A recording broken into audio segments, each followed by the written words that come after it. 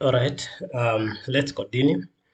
And now I want us to start this from scratch. All right, you can see we had something here. A lot of a lot of a lot of things. They may not make sense, but let's get rid of them. This one, all of them, and let's use React function.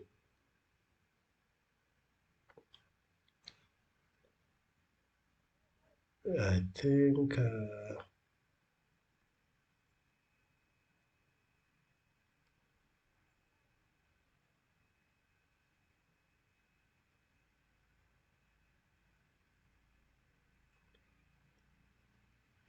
React Native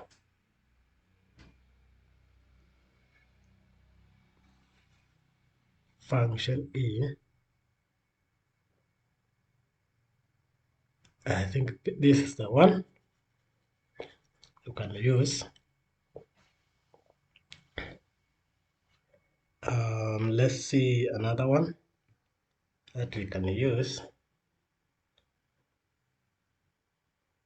Control A to highlight everything, and then React Native